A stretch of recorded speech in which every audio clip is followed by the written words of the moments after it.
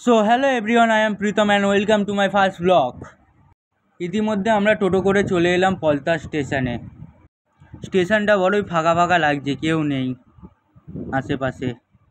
তার কিছুক্ষণ পরই আমাদের ট্রেন এসে হাজির হয়ে গেল। আমরাও ট্রেনে উঠে পড়লাম বাবা ভূতনাথ মন্দিরের উদ্দেশ্যে। বাইরের কিছু সুন্দর দৃশ্য উপভোগ করতে করতে আমরা চললাম। সো আমরা ফাইনালি পৌঁছে গেলাম শোভাবাজার স্টেশনে। আমরা স্টেশন থেকে নেবেই হাঁটতে শুরু করলাম বাবার মন্দিরের উদ্দেশ্যে। শ্রাবণ মাসের তৃতীয় সোমবার, যেহেতু ভিড়টা ভালোই ছিল, আর সেই ভিড়ের ঠেলা খেতে খেতেই চললাম আমরা বাবার দর্শনের উদ্দেশ্যে।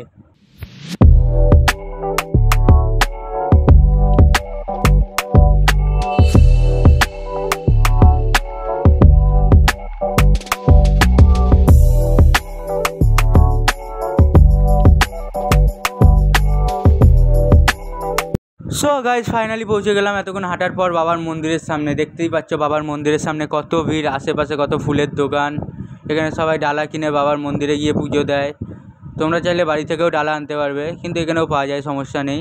বাবার মন্দিরটা কত সুন্দরভাবে সাজিয়েছে একটু দেখো।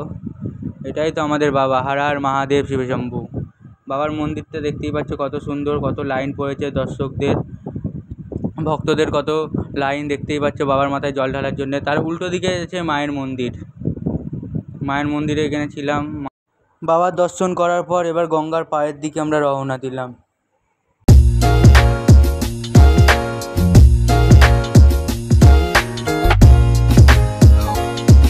বাবার দর্শন করার পর হাঁটতে হাঁটতে চলে গেলাম কচুরির দোকানে কচুরি খেতে। কচুরি সবাই মিলে খাওয়া দাওয়া করার পর হাঁটতে হাঁটতে চলে গেলাম গঙ্গার পাড়ের দিকে। দেখছিলাম গঙ্গার পাড়ে কোথায় বসা যায়, যেহেতু গঙ্গার পাড়ে ভিড় ছিল। অবশেষে আমরা গঙ্গার পাড়ে একটি বসার জায়গা পেলাম। গঙ্গার পাড়ে যে জায়গাটা বসার পেয়েছিলাম বাবার মন্দিরের সামনে ঠিকই।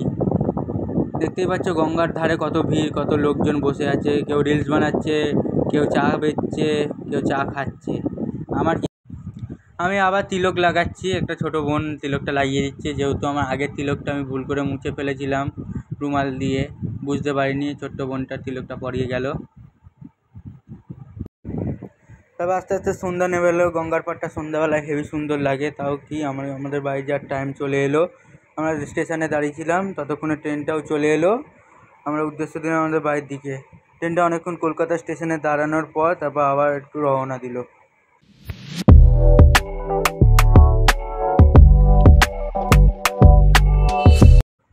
সো গাইজ, আজকের ব্লগটা এইটুকু। দেখা হচ্ছে নেক্সট ব্লগে। বাই।